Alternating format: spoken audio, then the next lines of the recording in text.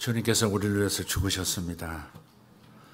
나 같은 죄인을 위해서 하나님께서 이 땅에 오셔서 내 대신 죽으셨습니다.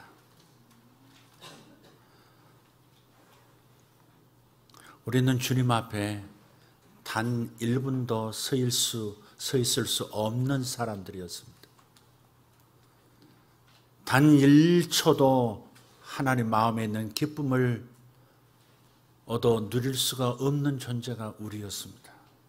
영원한 지옥으로 던져질 존재, 하나님의 진노의 대상일 수밖에 없는 죄된 인간들이 바로 저였고 여러분이었습니다. 우리 주 예수님은 이광섭을 위해서 대신 십자가에서 저주를 받으시고 죽어주셨습니다. 그런 그분을 우리가 진심으로 경배하고 감사하고 예배드려야 하지 않겠습니까?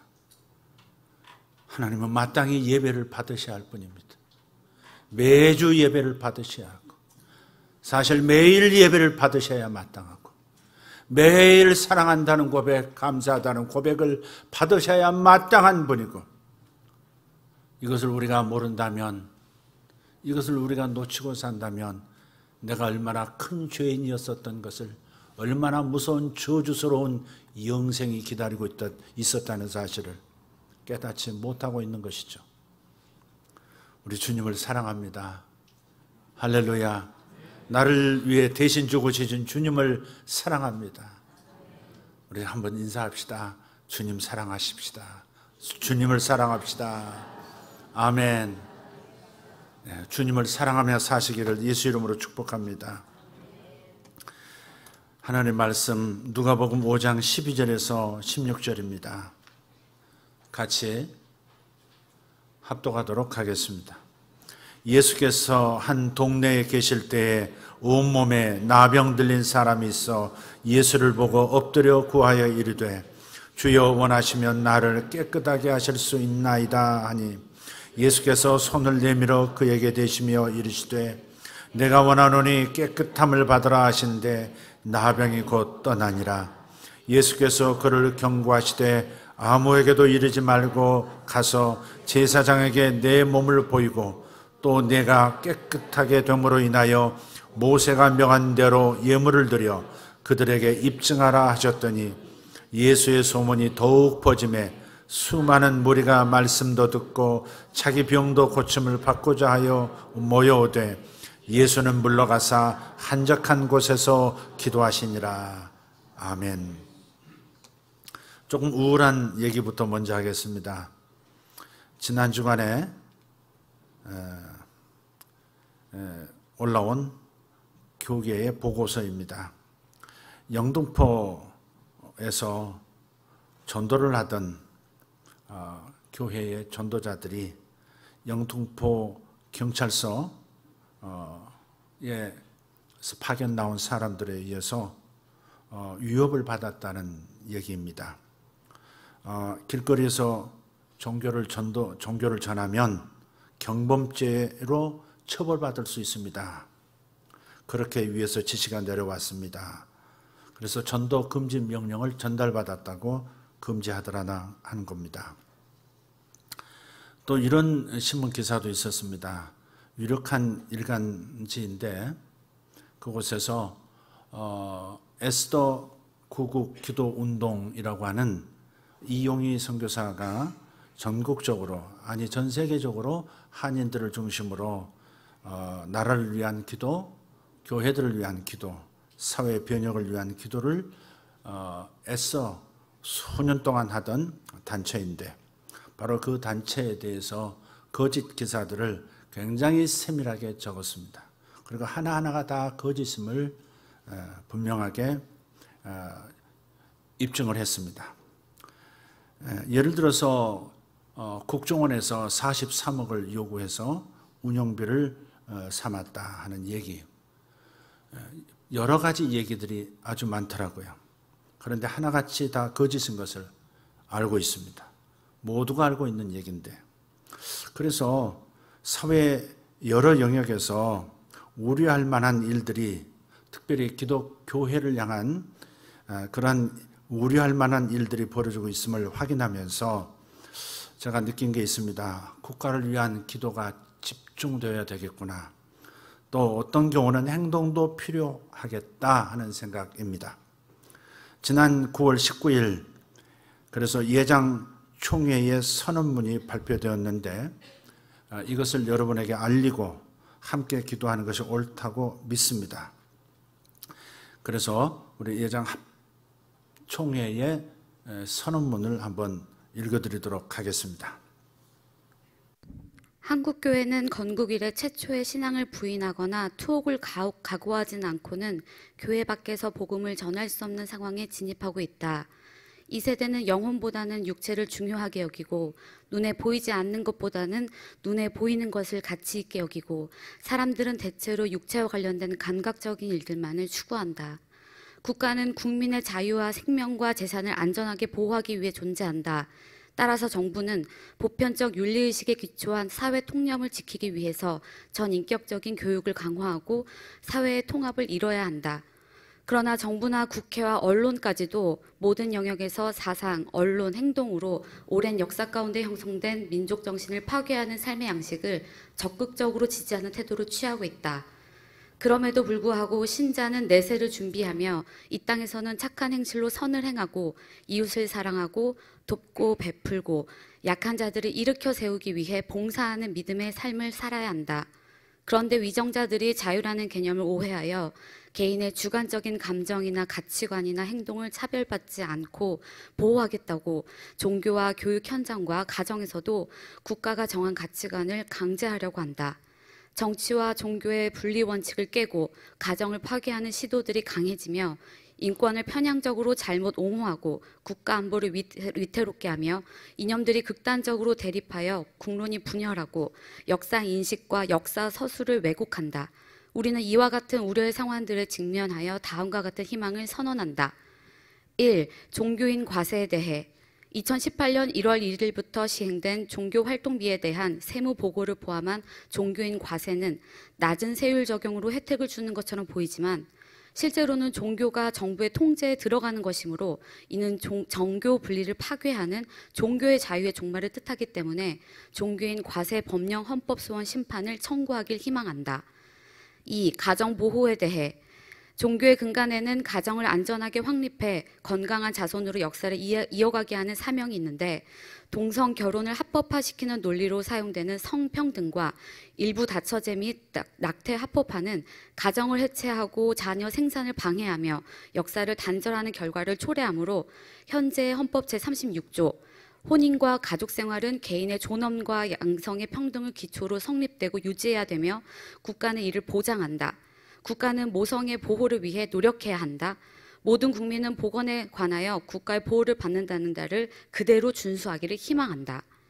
3. 인권에 대해 우리는 만인이 하나님 앞에서 평등한 권리를 가지는 것을 확고히 믿으나 소수자의 권리를 보장하기 위한 인권 정책이 다수의 권익을 손상하는 방식으로 시행되는 것이 옳지 않다고 믿는다. 문화, 신앙이 최우선이며 수업 중에 큰 소리로 기도한 무슬림 학생들은 교수에게 허락을 받고 수업에 방해가 되지 않도록 다른 장소로 미리 이동해야 한다에 완전히 동화되지 않는 난민을 수용하는 정책은 사회 혼란을 일으킬 수 있으므로 국제법상 상호주의 원칙과 대한민국 사회의 규범, 문화, 헌정 질서에 합치하는 난민 정책을 수립하길 희망한다. 4. 국가 안보에 대해 국가를 모든 전쟁으로부터 안전하게 지키는 것은 모든 국민의 염원인데 이를 성취하기 위해서는 군의 질서와 기강이 우선적으로 확립돼야 한다. 군 내의 동성애를 허용하는 것은 군의 본질적 목적을 흐리게 만들고 군인의 정신력을 파괴하고 군을 무력화하므로 군 내 동성애 행위를 엄격히 금할 것을 희망한다. 5. 병역 거부에 대해 모든 정통 종교는 살인을 금하고 있다. 군대는 살인을 연습하는 것이 아니라 전쟁을 억지하여 국민의 자유와 생명을 지키는 훈련을 하는 것이다. 군은 자기 생명을 희생해서 국민을 보호하고 국가를 지키는 가장 숭고한 의무를 진 국가안보기관이다. 국가를 부정하기 때문에 병역을 거부하는 사람에게 양심적이라는 말로 포장해 공직사회 진출의 기회를 줄 것이 아니라 군 복무를 명예롭게 마친 사람에게 공직사회 진출의 기회를 더 많이 줄 것을 희망한다. 6. 사회복지시설에서 종교행위 금지에 대해 국민의 50%가 넘는 전통 종교의 신자들이 사랑과 자비의 실천이라는 종교적 사명에 따라 가난한 이웃과 삶의 터전을 상신한 사람들이나 중독자의 재활을 돕는 사회봉사에 힘쓰고 있다. 이는 국가가 돌볼 수 없는 곳까지 사회 안전망 역할을 한다. 사회의 첫 번째 목표는 보다 나은 미래를 꿈꾸며 밝고 건강한 사회를 만들기 위함이지 기독교 신자를 만들기 위함은 아니다. 신자가 되는 것은 인간의 조건이 아니라 하나님의 택하심이 있기 때문이다. 헌법은 종교의 자유를 보장하고 정치와 종교는 분리된다고 함으로써 종교의 자유는 국가가 간섭하지 않음이 본질인데 이미 종교 법인 내 사회복지시설에서 종교 행위를 강요받았는지를 조사하는 사례가 있는 것은 대한민국이 종교의 자유를 보장하는 자유민주주의 국가임을 부정하는 증거가 된다. 국회는 종교의 사회봉사적 사명과 정교 분리를 잘 해량하여 종교를 부인하게 하는 악법을 철폐하기를 희망한다. 7. 역사 교육에 대해 역사기술은 역사적 사실만을 기술한 질과 양에 있어 공정함과 형평성을 유지할 때 진정한 가치를 갖는다. 역사의 특정한 부분을 파편적으로 부각시키거나 선호하는 사건을 편중된 시각으로 설명하거나 역사에 이념하던 해석을 가하는 것은 과거를 왜곡시키고 현실에 눈멀게 하며 미래를 불안하게 만들기 때문에 정부는 역사교과서를 객관적으로 기술하고 교육계는 바르게 교육하기를 희망한다. 2018년 9월 19일 총회 네. 그 마지막을 왜 안 읽습니까? 총회 선언문. 대한예수교 장로회 총회 선언문. 대한예수교 장로회 합신 제103회 총회 총대 일동. 네. 거기 뭘 먹었길래 거기 얼룩졌어요? 예, 감사합니다.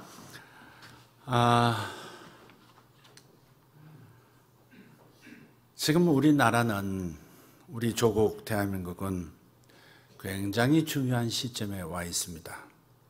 특별히 이 10월, 11월, 12월 이어지는 다음 해까지 정말 중차대한 커다란 일을 앞두고 또 큰 희망으로 기대하면서 기다리고 있는 반면 또 한편에서 적지 않은 사람들이 심각한 염려를 하면서 바라보고 있다는 사실도 우리는 인정해야 합니다. 그래서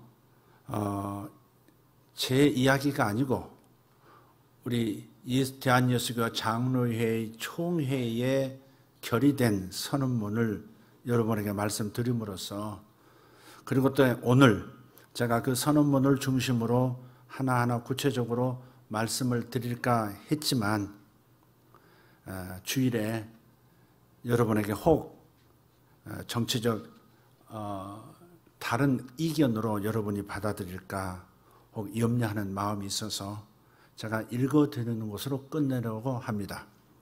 우리 대한예수교 장로회가 지금 표현하고 있는 이 부분을 우리가 알고 이 부분에 대해서 여러분이 감동받으시는 대로 기도하시면 되겠습니다.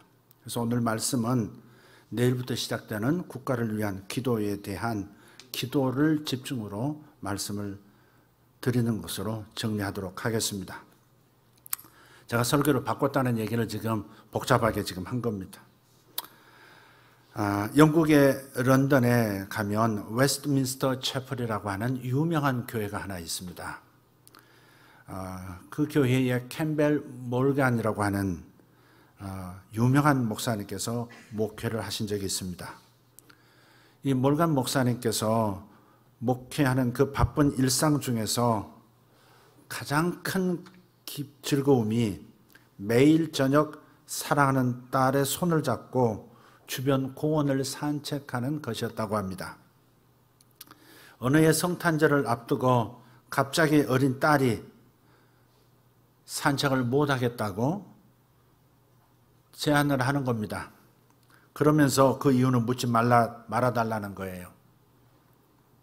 여간 서운한 게 아니었지만 목사님은 곧 그 이유를 알게 됐습니다.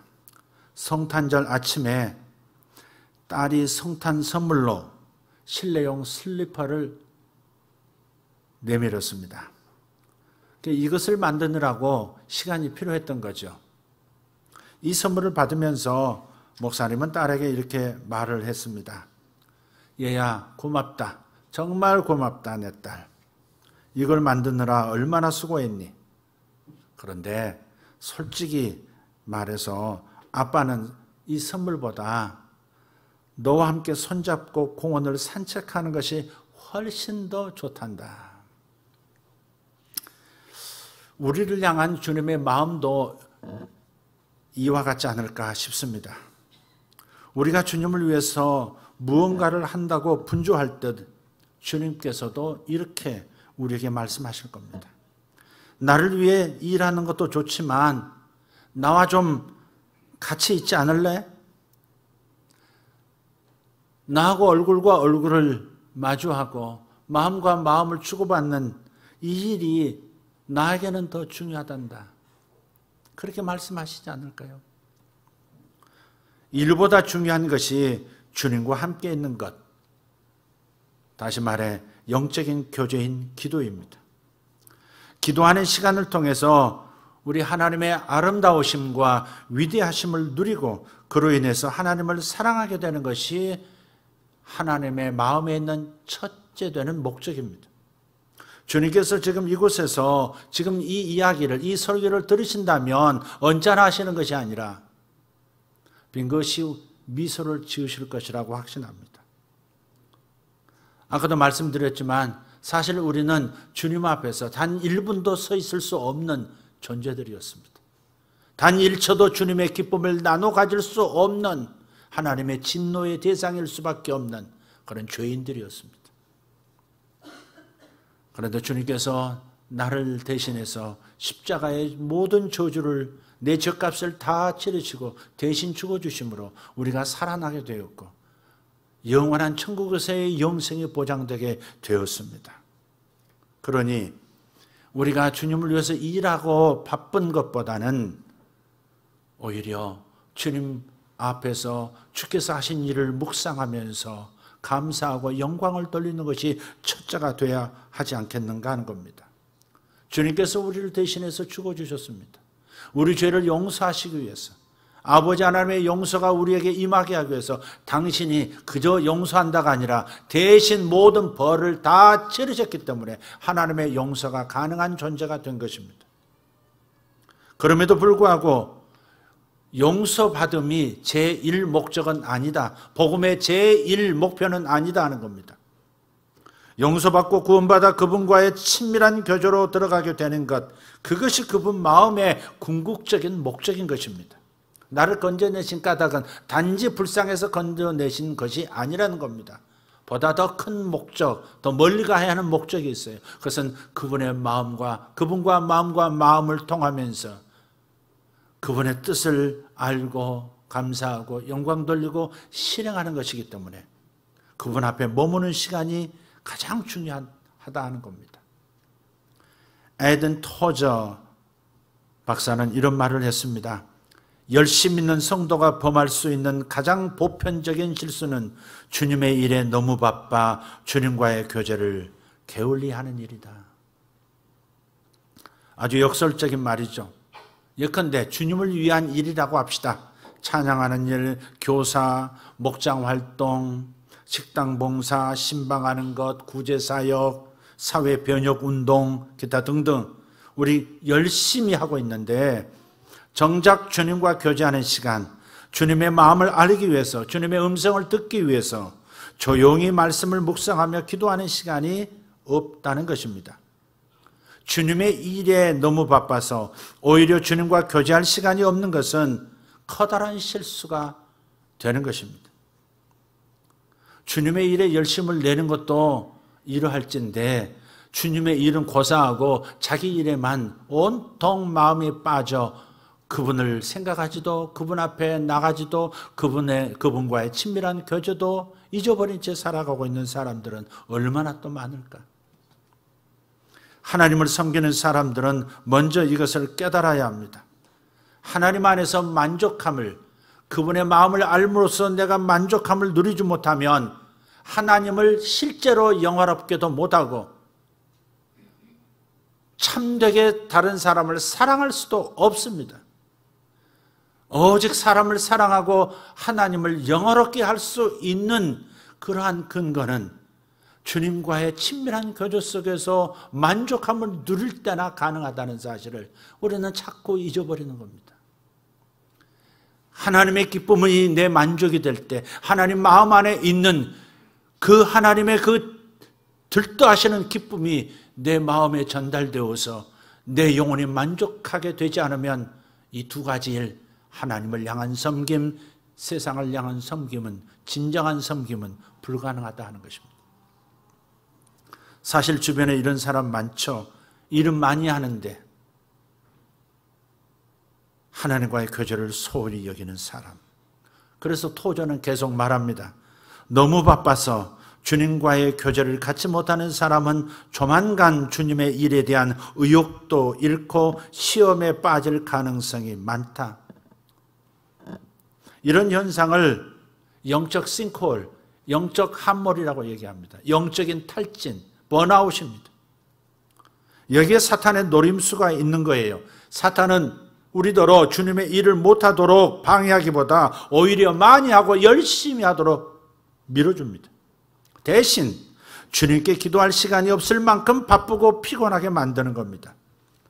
다시 말하면 기도 없는 찬양봉사, 기도 없는 교사생활, 기도가 없는 목장활동, 기도가 없는 식당봉사, 기도가 없는 성경공부, 기도가 없는 부지런함, 이런 것을 하도록 만드는 거예요. 주님과의 깊은 교제가 없는, 즉 기도가 없는 주님을 위한 재반 활동들은 사상누각입니다. 모래 위에 탑을 세운 것과 같다. 사상누각, 이 말은 결국 활동은 있으나 생명력은 빠져버린 상태라는 것이죠. 주님은 이 사실을 너무 잘 알고 계셨어요. 그렇기 때문에 당신 자신께서 그 바쁜 일정에도 기도를 절대 쉬지 않으셨다는 겁니다. 그래서 이 시간에 우리가 주님을 본받아야 할 것으로서 주님의 기도 생활에 대해서 생각해 보려고 하는 겁니다. 더욱이 하반기 우리 특별 새벽 기도회 내일부터 시작이 되는데 기도에 대한 말씀을 다시 여러분에게 드리지 않을 수가 없어요. 창세기 2장 7절에 보면 하나님이 땅의 흙으로 사람을 지으시고 생기를 그 코에 불어 넣으심으로써 사람이 생명이 되었다. Living being, living soul. 살아있는 존재, 살아있는 영혼이 되었다. 생명이 되었다는 겁니다. 하나님께서 사람의 코에 생기를 불어넣기까지 사람은 그저 흙덩어리에 불과했죠. 그런데 조물주께서 당신의 호흡을, 당신의 생기를 그 코에 불어넣으시니까 생명, 곧 살아있는 존재가 된 겁니다. 생기가 흙으로 만든 사람을 살아있는 존재가 되게 한 것처럼 우리 신앙생활에 있어서 생명력이 넘치게 하는 게 있습니다. 그게 뭘까요? 영적인 교제, 그분과의 교제, 기도입니다. 군인이 아무리 최신 무기로 무장을 해도 잠들어 버리면 그 무장은 무용지물이 되고 맙니다. 잠들지 않고 깨어 있어야 무장의 효력을 발휘할 수가 있어요. 그래서 사도 바울은 에베소서 6장 10절에서부터 18절까지 말씀 속에서 성도의 영적 무장에 대해서 얘기합니다. 구원의 투구를 써야 한다. 의로움의 흉배를 가슴에 대야 한다. 진리의 허리띠를 차야 한다. 말씀의 검을 손에 쥐어야 하고 다른 한 손에는 믿음의 방패를 가져야 한다. 그러고 나서 맨 마지막에 이 영적 무장의 끝마무리에서 기도를 강조합니다. 그게 18절입니다. 모든 기도와 간구를 하되 항상 성령 안에서 기도하고 이를 위하여 깨어 구하기를 항상 힘쓰며 여러 성도를 위하여 구하라. 이 한 구절 안에서 기도와 관련된 표현이 5번이나 반복되고 있어요. 기도, 간구, 기도하고 구하기를, 그리고 구하라. 성경 전체에서 기도를 이렇게 반복해서 한 구절 안에서 강조한 것은 여기뿐입니다. 영적 무장에 생명을 불어넣는 것이 기도이기 때문에 바울은 지금 기도를 강조하는 거예요. 그렇기 때문에 신앙생활에서 기도가 빠지면 생명력을 잃게 됩니다. 살아있다고 산 게 아니죠. 사는 게 아니야. 그런 말이 있듯이 정말 하나님 앞에서 사는 것은 생명력이 있어야 합니다. 기도가 빠지면 생명력은 자연히 빠져나가는 것이고 껍데기만 남아있는 거예요. 그 껍데기 가지고 우리는 하나님 앞에서 살아있다. 난 산 존재야 라고 말하는 것은 이것이 바로 사상루각적인 생각이라 이 말이에요. 그렇기 때문에 신앙생활에서 기도가 빠지지 않도록 생명력을 잃지 않도록 해야 하는 겁니다. 기도하면 죽은 것들이 다시 살아나고 시들어진 것들이 활기를 띠게 돼요. 그래서 깨어 구하기를 항상 힘쓰며 그랬어요. 기도하는 것이 깨어 있는 것이라는 겁니다. 예수님께서 겟세마네에서 기도하실 때 기도하지 않고 있던 제자들에게 말씀하세요. 너희가 1시간도 깨어 있을 수 없더냐? 깨어 있는 것이 바로 기도하는 것이고 기도하는 것은 바로 깨어 있음을 나타내는 것이라는 거죠. 주님의 탄식을 들어야 합니다. 기도하는 것이 깨어 있음이라고 하십니다. 기도하지 않는다면 잠자고 있는 것이고 따라서 성도의 무장들은 아무 소용없는 장비가 되는 겁니다. 여지껏 믿었다 하는 것, 여지껏 배웠다 하는 것, 여지껏 가슴에 암송했다 하는 것, 여지껏 내가 하나님을 체험했다고 하는 그 모든 것이 기도가 없으면 생명력이 빠져나간 쓸모없는 영적 무장이 되고 만다는 것이에요. 그래서 이와 같은 기도의 중요성을 삶으로 보여주신 분이 우리 주님이세요. 복음서를 보면 주님의 하루 일과가 얼마나 바쁘셨는지를 알 수 있습니다. 딱 한마디로 마가복음 3장 20절에서 이렇게 표현합니다. 식사하실 겨를도 없었다. 여러분 밥 먹을 겨를 없이 일하신 경험이 있으신가요? 1년에 몇 차례씩은 있죠. 밥 먹을 겨를 없이 그냥 일을 할 수밖에 없는 상황들. 그런데 예수님께서는 거의 모든 날들이 식사하실 겨를이 없을 만큼 바쁘셨다는 거예요. 천국 복음을 전파하시고 하나님 나라를 가르치시고 다가오는 수많은 병자들을 고치시고 귀신 들려 고생하는 사람들 귀신 쫓으시느라고 시간 보내시고 그래서 식사하실 겨를도 없었다는 겁니다. 그래도 그렇게 바쁨에도 주님께서 멈추지 않는 것이 하나 있었습니다. 뭐죠? 기도입니다. 오늘 본문을 보십시오. 16절을 보면 예수는 물러가사 한적한 곳에서 기도하시니 지금 이 예수께서 물러가사 한적한 곳에서 기도하셨다 이 말 바로 앞을 보면 굉장히 많은 일들이 아직도 산적해 있는 것을 발견하게 돼요. 나도 고쳐달라고 찾아오는 사람들이 있어요. 나에게서 귀신 좀 쫓아달라고 나에게 하나님의 말씀을 한 말씀이라도 더 달라고 그렇게 몰려오는 상황에서 주님께서 그 상황에서도 딱 중단하시고 물러나사 한적한 곳, 사람 없는 곳으로 가셔서 기도하셨다는 겁니다. 식사할 겨를도 없을 만큼 바쁘셨지만 기도는 꼭 챙기셨다는 뜻이죠. 여기서 물러나다, 기도하시니라 이런 동사의 시제가 모두가 다 현재 진행을 의미하는 현재 분사입니다. 한 번만 물러가신 게 아니고 한 번만 기도하신 게 아니고 습관적으로 물러가셨고 습관적으로 기도하셨다는 겁니다. 우리가 밥 먹는 것이 습관이잖아요. 습관이 아니더라도 배고프면 자동적으로 먹어야만 하죠. 손이 떨리고 눈이 침침해지는데 더 이상 할 수가 없죠. 그래서 우리가 세 끼를 계속 챙겨 먹는 겁니다. 주님께서 그런 식으로 식사보다 더 중하게 생각한 것이 기도를 하시는 것이었다 하는 것을 여기서 발견해요. 예수님에게 사역은 매우 중요했죠. 불쌍한 사람들이 너무 중요했고 방황하는 양들이 너무 중요했어요. 그럼에도 불구하고 주님은 하늘아버지와의 교제 이것을 더 중요하게 여기셨다는 겁니다. 다른 말로 하면 사람을 섬기는 일보다 하나님을 섬기는 일이 더 중요한 것이다 하는 겁니다. 그래서 하나님을 첫째로 사랑하고 둘째로 이웃을 내 몸처럼 사랑하라. 둘째로 내 이웃을 내 몸처럼 사랑할 수 있는 그 마음 상태가 된다고 하는 것은 바로 하나님과의 친밀한 교제가 있었기 때문에 가능한 것이고 이것이 없다면 두 번째는 불가능하다는 것이죠. 그래서 주님은 기도로 하루를 시작하셨어요. 마가복음 1장 35절에 보면 이른 아침 새벽 미명에 그랬어요. 새벽 미명, 아직 날이 밝기 전에 새벽 기도를 말씀하시는 거고 이른 아침 기도를 말씀하시는 거죠. 우리가 만들어낸 얘기가 아니죠. 주님이 원조세요. 그런 얘기 아시지 않습니까? 어떤 목사님이 어떤 놈이 새벽 기도를 만들어가지고 이렇게 목회자를 괴롭히냐고.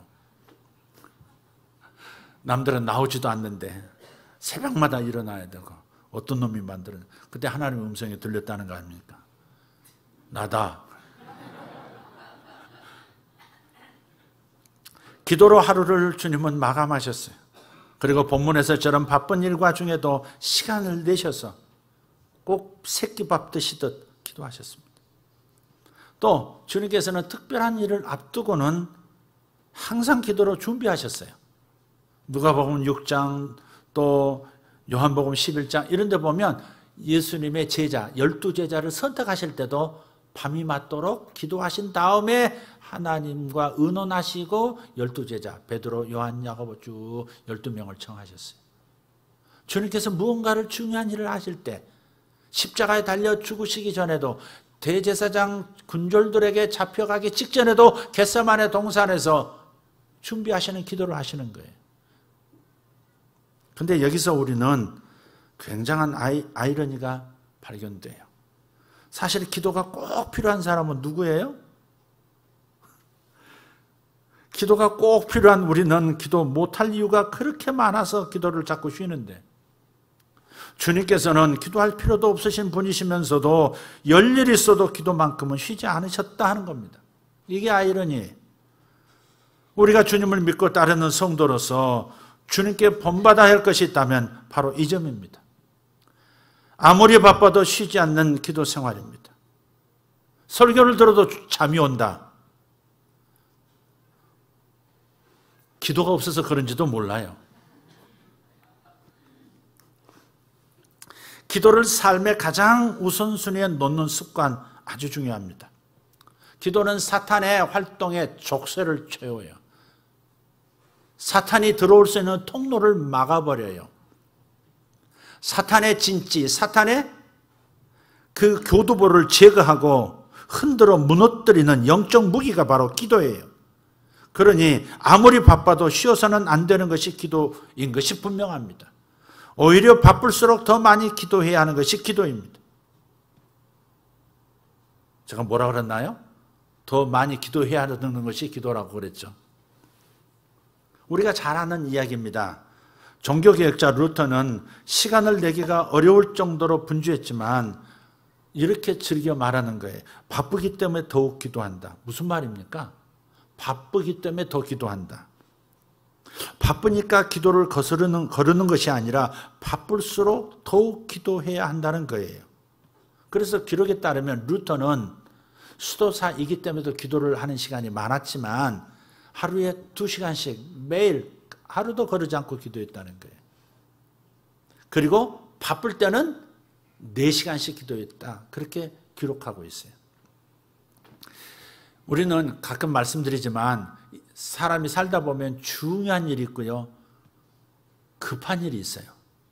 우리는 급한 일이 우선순위일 때가 참 많아요.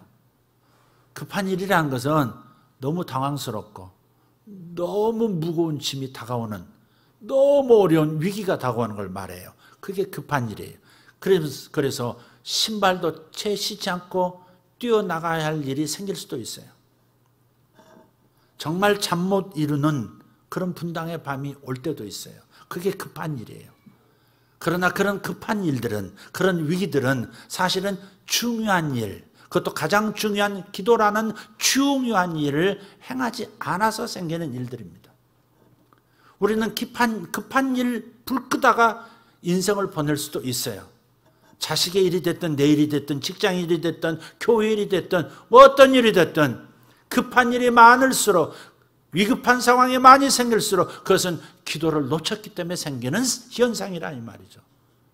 그래서 우리가 급한 일이 적어지려면 우리는 중요한 일을 항상 챙기는 일을 먼저 하는 지혜가 있어야 되겠다. 바로 이게 바쁠수록 나는 기도를 더 많이 한다. 바쁘니까 오늘 나는 기도 더 많이 해야 해 라고 하는 루터의 말이에요. 기도하지 않고서는, 기도를 통해서 주님의 능력을 덧입지 않고서는 종교 개혁이라는 엄청난 일을 루터는 감당할 수 없음을 알았기 때문에 기도할 수밖에 없었어요. 그가 입보이르처럼 한 말이라고 합니다. 기도하지 않고 일에 힘쓰는 것은 뿌리를 내리지 않은 채 위로만 치솟으려 하는 나무와 별반 다르지 않다. 그려지십니까? 나무가 땅속 깊이 뿌리를 내리지 않고 위로만 치솟으려 한다면, 위로만 성장하고 자꾸 확장만 하려고 한다면 어떻게 되겠는가? 물론 그럴 수도 없지만 설령 그렇게 된다 하더라도 그 나무가 시련의 폭풍우를 견딜 수 있겠냐 이 말. 추위와 가뭄을 견뎌낼 수 있겠느냐 하는 것입니다. 여러분, 씨앗이 뚝 떨어지면, 흙에 떨어지면 참 묘하죠? 움직이는 뭐도 없는데 조그만 솜털이 있을까요?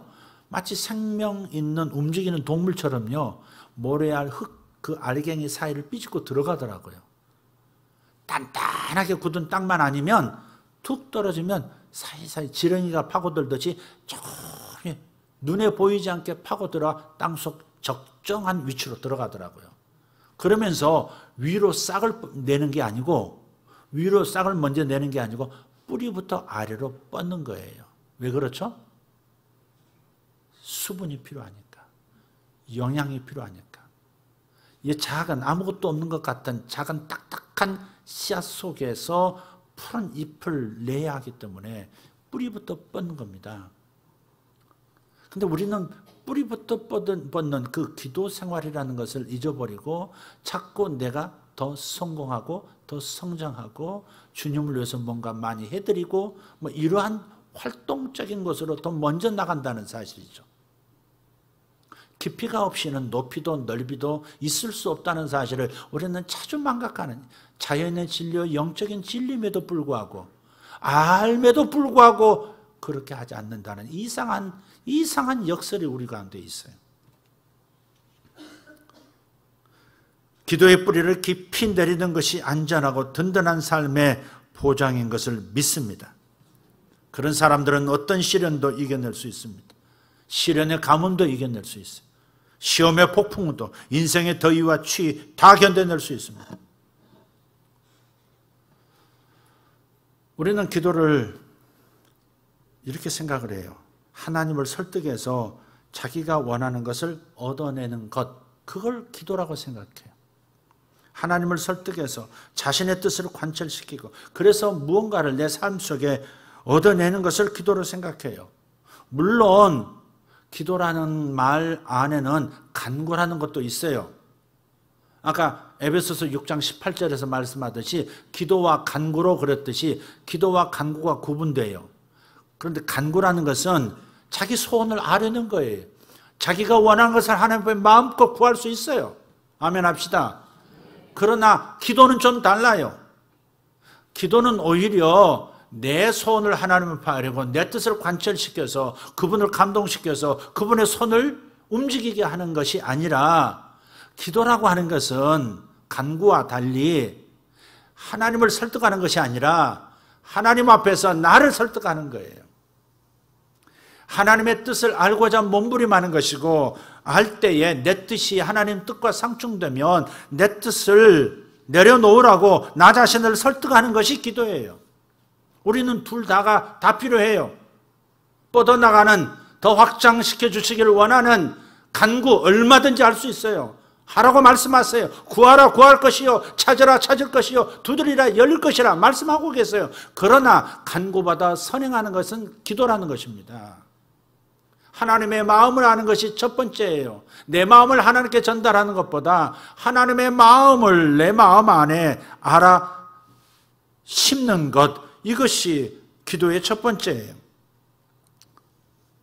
언제 시험에 넘어집니까? 자기를 설득하지 못할 때 시험에 넘어집니다. 다시 말씀드려요. 여러분이 시험 드는 경우가 있어요. 교회도 나가고 싶지 않고, 심지어는 예수님도 떠나고 싶고. 그런 시험에 언제 빠져요? 자기를 설득하지 못할 때 바로 시험에 빠지는 거예요.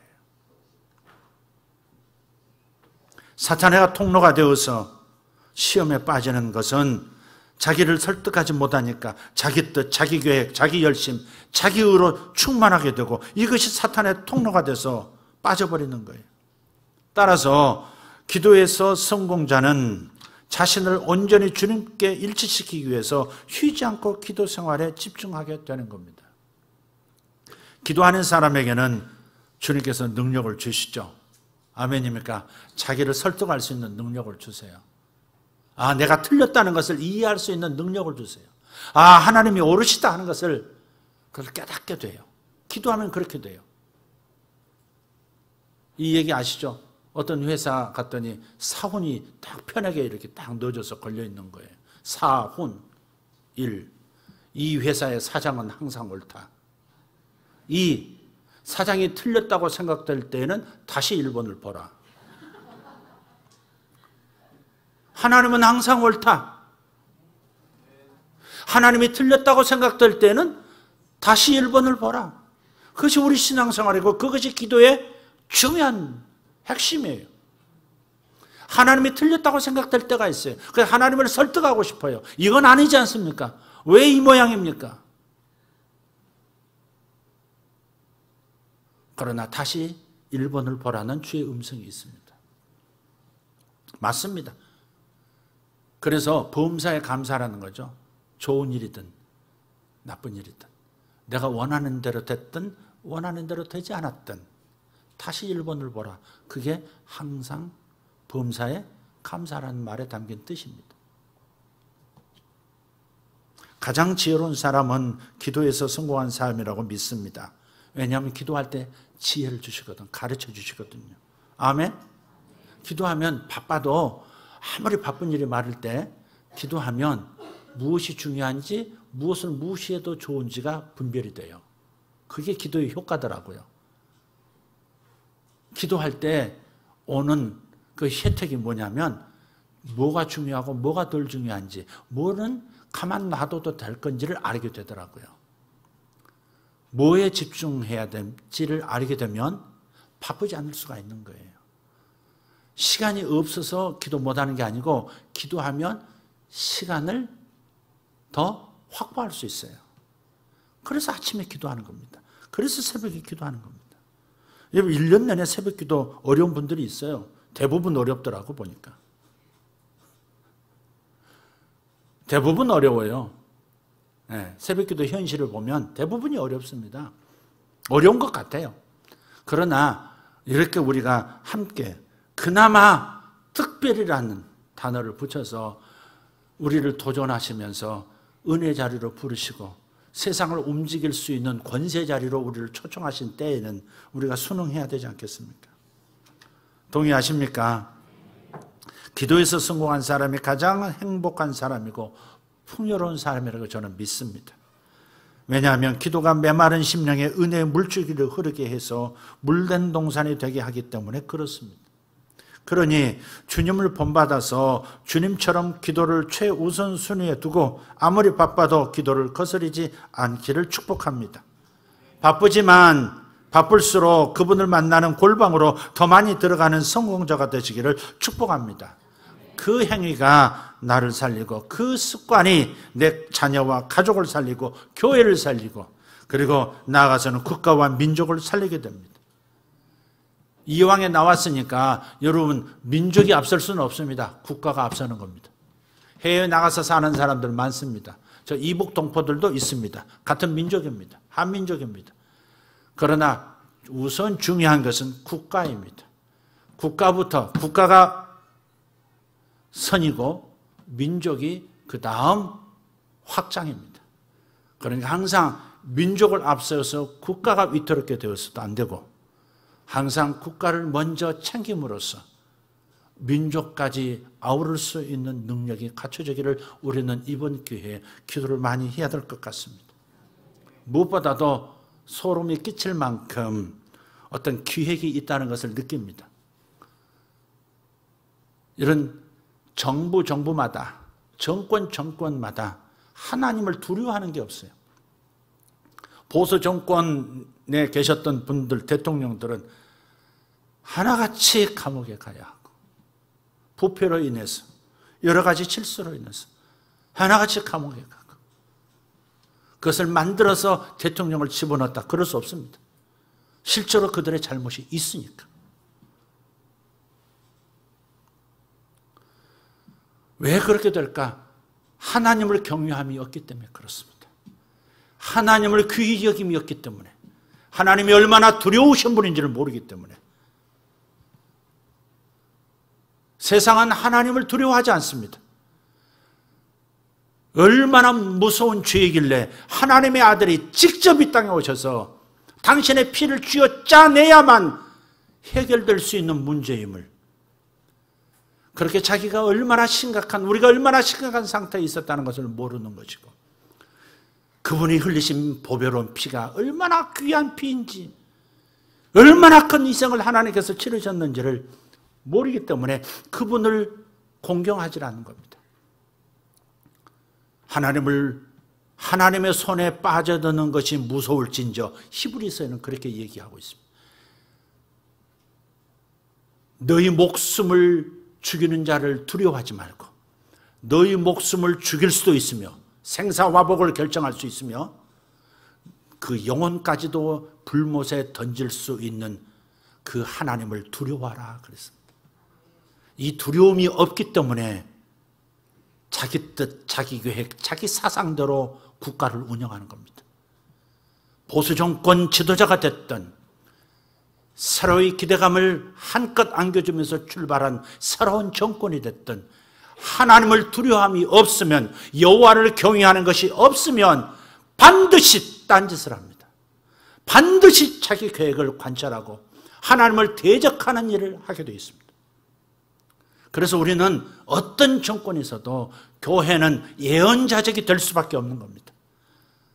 잘 되기를 기대하며 축복하는 기도가 한껏 부어져야 할 뿐만 아니라, 대통령을 위시해서 대통령을 중심으로 움직이는 수많은 참모들을 위해서, 리더들을 위해서 마음껏 기도를 쏟아부어야 합니다.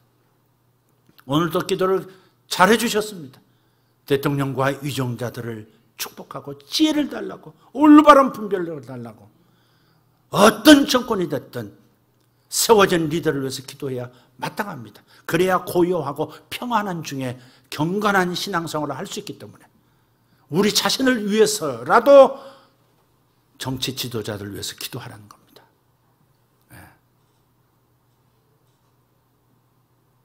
우리가 기도가 적으면 대통령이 임기를 마치면 5년이든 10년 뒤라도 저렇게 감옥에 가서 감옥에서 늙어 죽을 수밖에 없는 상황이 되어버리고, 또 반대로 어떤 분은 멀리다 목숨을 끊어야 하는 상황도 생기고, 또 악수를 두어서 훗날에 민족과 결의 국가 앞에 크나큰 근심을 안겨줄 수도 있는 겁니다. 그래서 우리는 기도해 줘야 하고 동시에 예언자적인 목소리를 발휘할 수밖에 없는 겁니다. 하나님을 존중해서 하나님 나라 가치를, 자신이 하나님을 잘 알지 못한다 할지라도, 예수를 나의 구주로 고백하지 않았다 할지라도, 그렇다 할지라도 조물주가 계신 것은 만물을 보면 누구나 느낄 수 있는 하나님의 형상대로 지음받은 영혼이기 때문에, 인간이기 때문에 하나님의 존재를 어렴풋하게 느낄 수 있고, 그분이 얼마나 두려우신 분임을 알 수 있다는 겁니다.